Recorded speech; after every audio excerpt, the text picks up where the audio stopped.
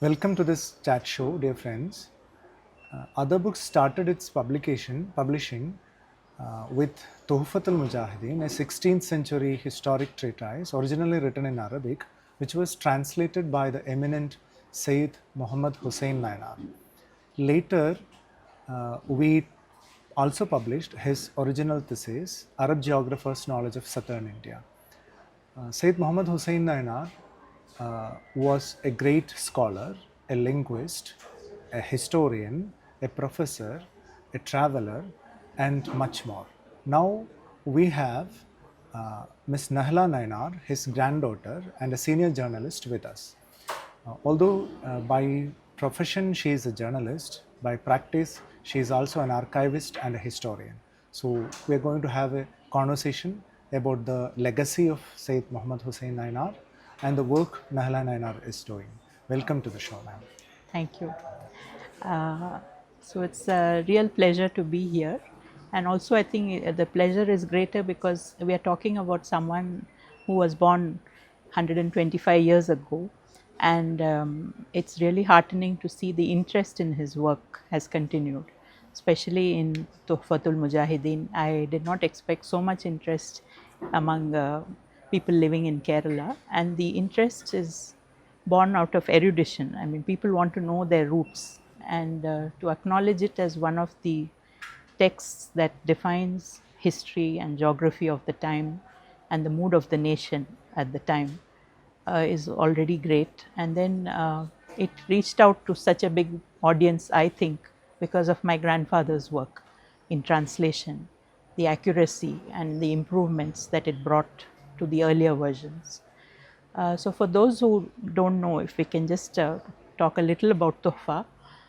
It is, as you said, 16th century text, and it was written dedicated to Adil Shah, Bijapur king, and it was meant, I think, to instigate them or compel them to think of war against the Portuguese atrocities taking place at the time. But it has just 4 chapters, and the first one, I think, delves in the Quranic and religious exhortation towards war in the name of the faith. And then you have a description of how Hindu rulers and principalities, how they were compassionate rulers and very tolerant of other faiths. So they were facilitating the growth of Muslim settlements and communities at the time. And then most importantly for a student of history and geography in today's times is its accurate description of the not just the atrocities by the Portuguese, but also the place names, the context. It gives a certain reality to all the what would otherwise be seen as a propaganda text. So the spirit in which we take these texts, like Tuhfa, like Arab geographers' knowledge of India, is timeless. I mean, our spirit should be open to receiving the facts that these texts are conveying even today. I don't think any serious study of Indian history can happen without such important source documents. And my grandfather, as with other colleagues of his at the Department of Arabic, Urdu and Persian, and what was first known as the Oriental Research Institute at the Madras University, they undertook in full a spirit of sharing. Nobody worked for one department. He was officially with the Arabic and Persian, but as he mentions in his own correspondence and also reports of the department, he has been also assisting the Tamil department, working with the Malayalam lecturers. So it was an out and out effort to study the Oriental manuscripts. What many of us may not know is that before English became lingua franca, we were extensively dealing with Arabic and Persian documents.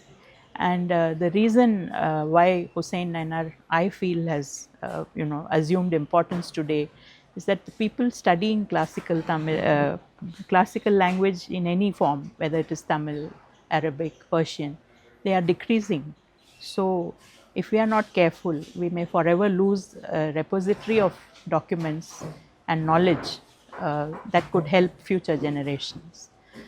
So, if you want to know about my grandfather as such, it's a very incredible story by today's times, because the breadth of his work and his legacy was done at a time when there was very little technology. There was no photocopying, there was no internet, obviously, and almost everything was done by letters. Even telegrams were a luxury, and they were only used to announce births, deaths, marriages, or journeys. So letters were the absolute, groundwork. So he has been corresponding with different people across ages, across generations. And his story begins in Palani, in a temple town, which is known for its Murugan temple. And we are Muslims, we are Tamil speaking Muslims. Our family was settled at the foothills along a stretch. They were prominent in agriculture, and there is a lake named after my great grandfather called the Syed Ba tank. I have the drawings also as proof. It was an agricultural tank for irrigation, and we were based there. The property, the farmlands were all in one long stretch and left unpartitioned until very late, until after independence. So our base is from Palani.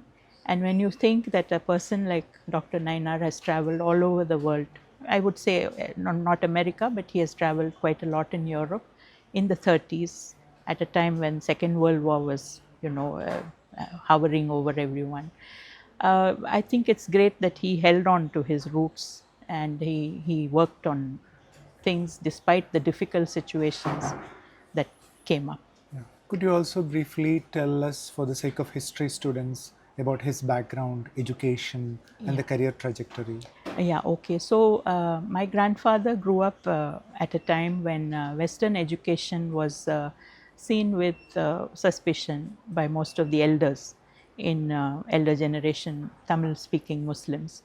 And in our particular family, we have had a history of being, minor village elder, like what you would call, say, a panchayat leader now, a munsif, someone with minor legal authorities. So they were like judges for minor courts and cases. So this tendency to write down things was already there.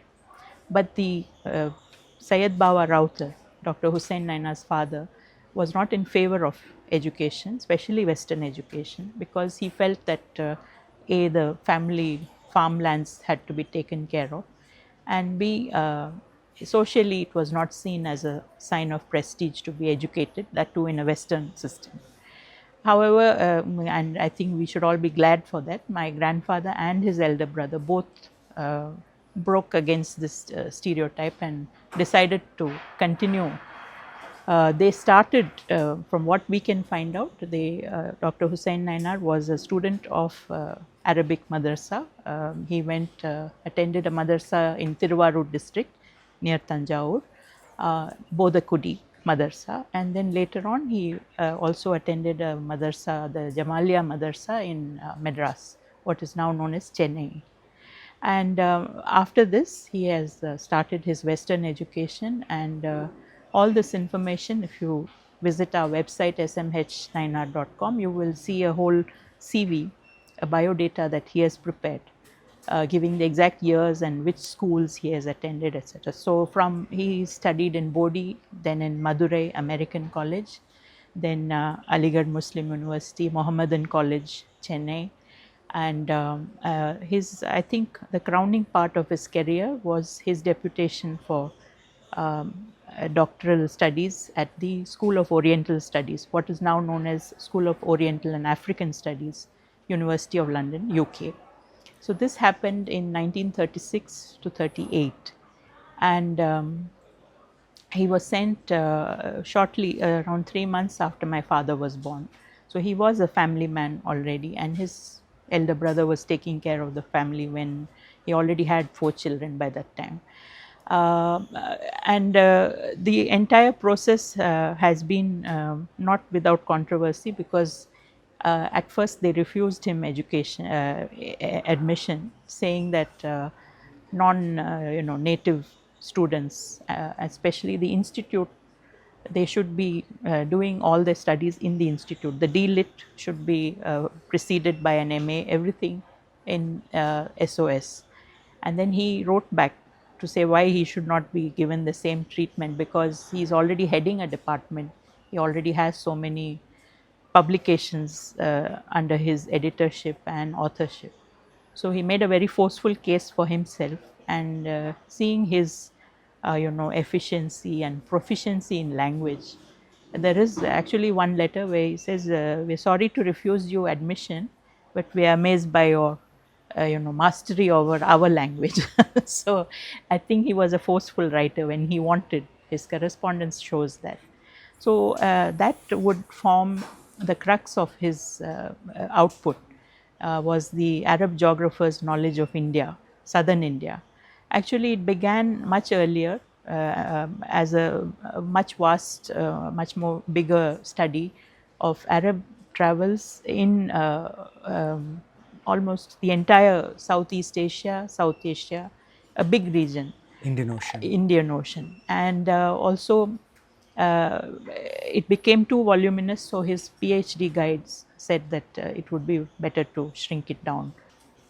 At your residence in Trichy, we happened to see a very beautiful and amazing collection of various records and manuscripts and the papers he published and different things. Yes. So, could you tell us how did you come across the treasure trove and Yeah. what did you do about it and Right. what are your plans ahead? Okay, this bundle has been occupying a lot of our interest. I mean, in our house, mainly because it started as a self-defense mechanism. We were attacked by termites, all this information, and we were in danger of losing a lot of. We have lost a lot of it, but the little that we were able to save turned out to be really enriched and enriching in to read. Actually, these materials were all saved in Palani, where Dr. Nainar grew up, and in a bungalow, an old style mansion with one floor, single floor on top. So this was saved there, and when my father inherited the ancestral thing, he eventually had to sell out after say 30 years or so. He was very keen on keeping the records, but he never got the time to see what all was there. Otherwise, we may have had less to do now.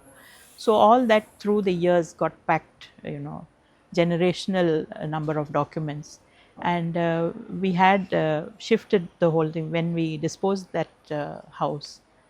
We had shifted all these materials to our house in Salem, and 20 years after that, we had still not found the time to, put it together. And when we had the termites infestation problem 2 years ago, in earnest, we all started. We meaning my mother, my sister, and me. And now my father is a little weak due to age-related ailments, but he has been a guiding force because he reads all the Arabic. My mother understands all the classical Tamil that is being used. So they have been really not just namesake supporters, they have been the driving force behind keeping all this together and at least showcasing it to whoever is interested.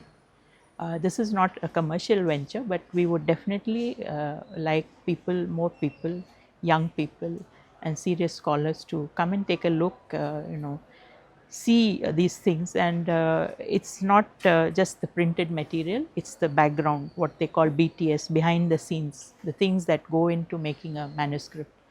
So you'll find a lot of handwritten notes, you'll find edited proofread copies, you'll find letters, and maybe by today's terms, Dr. Husayn was a hoarder of receipts, and he has kept everything for a rainy day. Perhaps he intended to do something about it.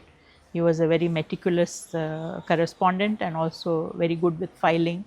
I'm sure he had help with all that, but still he has taken care to keep the important letters. And a lot of it is in triples, in triplicate copy, as was the practice in those days in most government offices. So you will have three versions, and one would be signed, the final one. The other two would be just copies. So that made a lot of our work easy when we just disposed the copies and kept the final prints documents with us. A lot of it is related to the universities, right from the job application, from his job advertisement in the Hindu, I think it is the Hindu. He has kept that, and he starts everything. So he has also kept all his school certificates. He has kept his. It's very easy to follow his chronology because he's already done it. For any archivist, that is the main thing, to get the chronology right. Once you get all the years in place, then you know what a person did. This is all just trial and error. I am not a great archivist. I am very glad I took it up because it helped me to research not just my grandfather, but the period of the time, how things were, the things we take for granted today. Even a simple photocopy was a big, it was left to the scribes. If we didn't have all those skilled people, we wouldn't have half the documents that we have today. So these are, we have tried to refile, we have tried to sort out personal versus, what is professional, and also some historically important, some meetings he has attended, meetings addressed by Jawaharlal Nehru, and meetings also by the League of Nations before it became United Nations. So there are things like that which are interesting to anyone who is interested in historical ambience of a period. If you want to write a book of that period and you want to know what would have happened in those days, that too is worth looking into. For such people also, these documents can be a useful resource. So I would say I'm still trying to evaluate the importance of these documents. And you have already established a website. Yeah. And what are the future plans? I mean, when it comes to the possibility of digitizing other materials and bringing out a biography, what are your plans?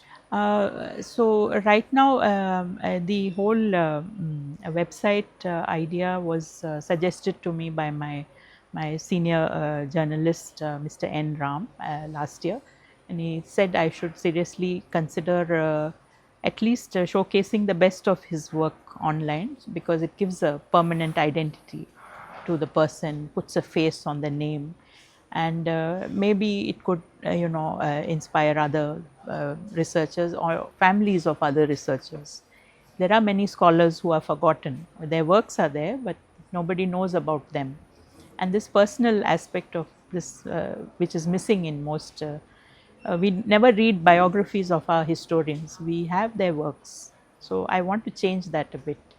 And I thought I would make a start with this biography of Dr. Husayn Nainar. I have been approached by other books, and considering their long history with Dr. Nainar's works, and their appreciation for it, not just as a product but as a genuine piece of history. So I have been asked to write about my grandfather. Since I'm a working journalist, I need to coordinate my schedules accordingly. But a lot of the work, I would say, initially, just at a glance, I would say, has been made easy because the subject himself has made it easy for us. He has left behind unambiguous statements and beautifully written out documents that can be easily collected and put together in a volume.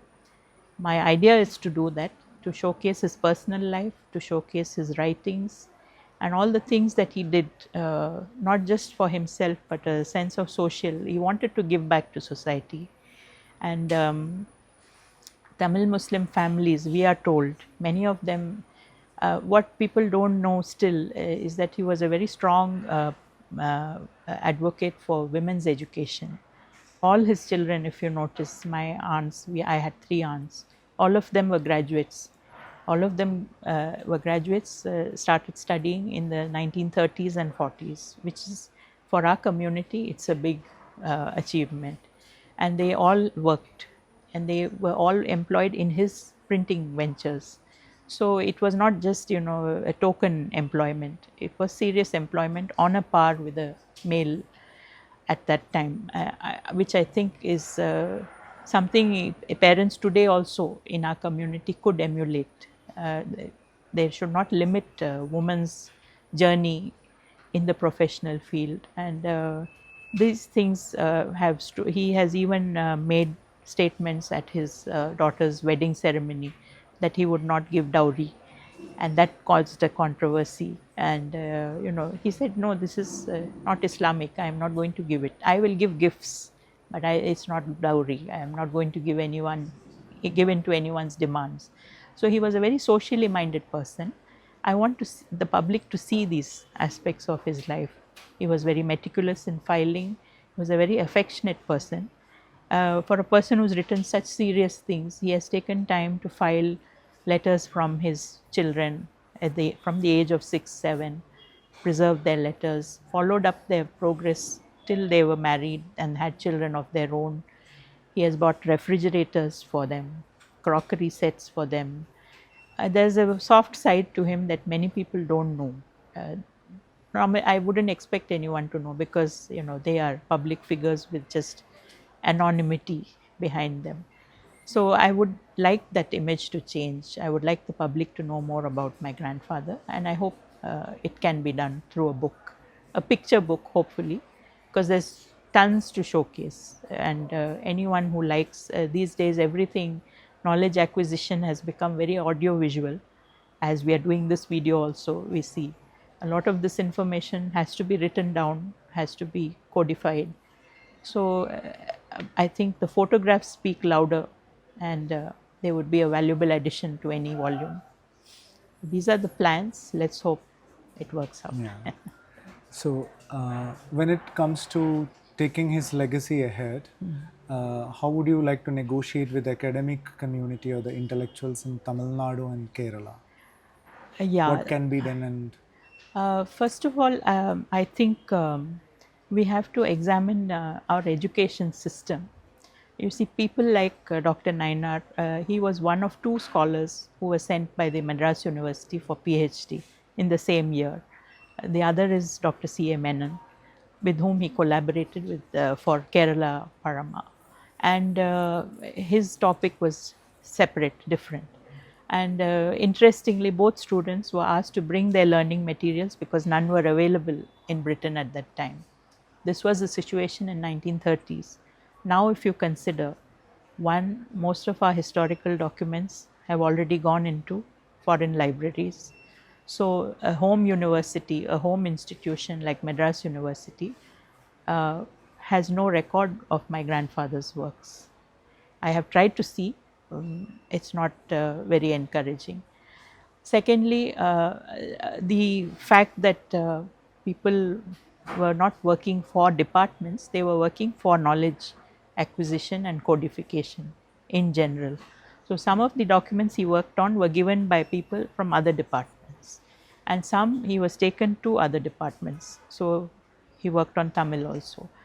So in that kind of scenario, there was a more, I feel, a greater openness. Now we have to ask ourselves if our higher education system has this openness. Have we allowed our regionalism to get in the way of knowledge acquisition? And see, you are in Kerala celebrating Dr. Nainar, but where is the attention in Tamil Nadu? I have tried my best. I have approached WhatsApp groups, I have approached scholars, I have approached many people. They are all awestruck, they are all very happy to see the documents, but they don't want to take it any further. The next step for me as an archivist is to figure out what to do with all these documents, because as you said, I'm not a historian, I'm just a self-taught person, and they are dear to me because he's my grandfather. So you see, academics have to shed a few things before they collaborate on such a broad-minded project. One is their regionalism. Secondly, I think they should decide to form a common database which is open to everyone. You are not going to get rich out of this. What you are going to get is a lot of kudos from different people for formally accepting what is India's multicultural past, multilingual, multicultural, diverse religions, tolerance. These are different lessons we learn from scholars of the past. I don't think we can say that now.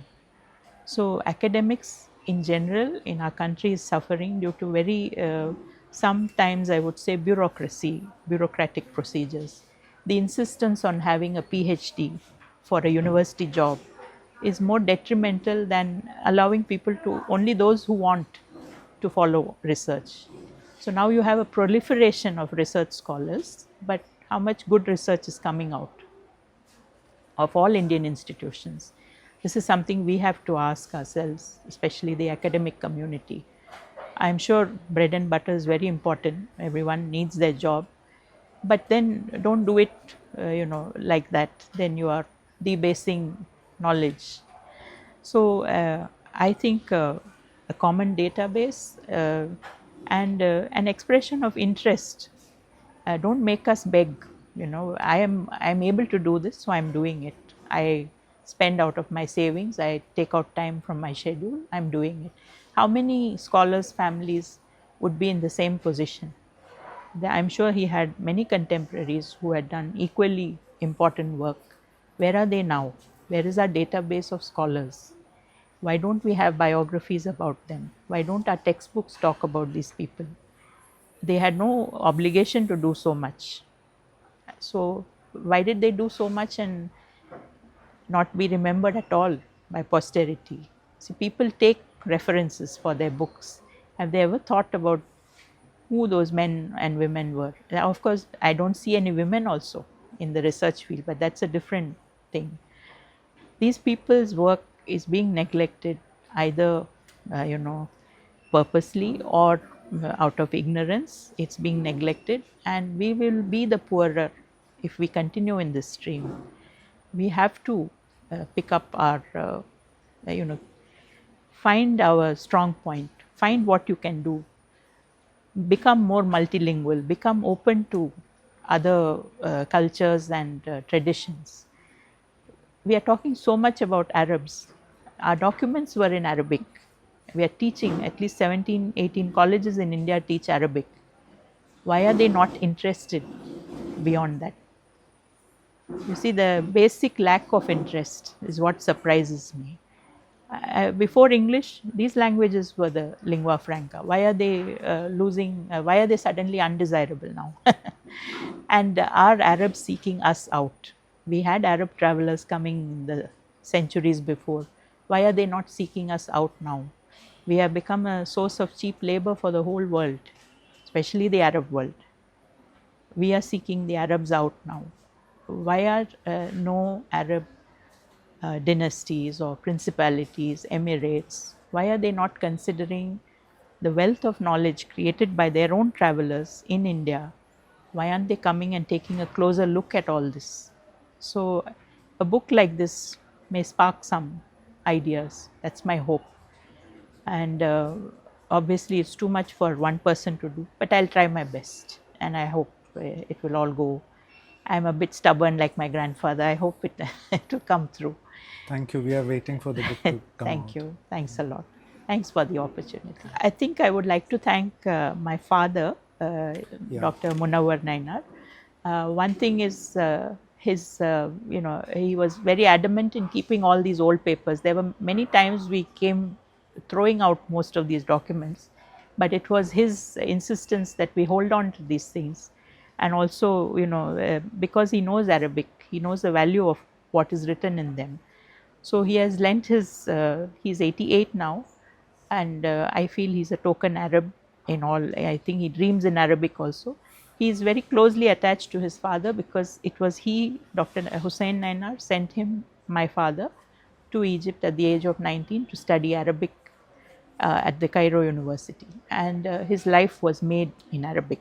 He was a language professor also, like his father, and he has been in broadcasting He is in All India Radio staff artist, Arabic department, and also worked in the scholarships department, Ministry of Education, Qatar. So it's all through been, we have been knowledge workers, we have been data miners before all these things were, these terms were invented. So I would like to thank him specially. He was very keen to come here, but due to his age, it's not advisable. He has been the backbone for this entire project, and he has been very kind to let people come and keep seeing things and, you know, deciding. He has always decided and spent a lot of money in saving these things of his own. Even Tuhfat, other books, has a close relationship with my father. So we have collaborated on, in also Arab geographers. I've done the proofreading for that. So we cherish such relationships, which are they rise above, you know, commercial considerations. It's a shared love for knowledge in someone's work. So I hope this will inspire other people to look into their records, see other achievers in the family, bring forth their work for the next generations. That's about it. Thank you. Thanks so much.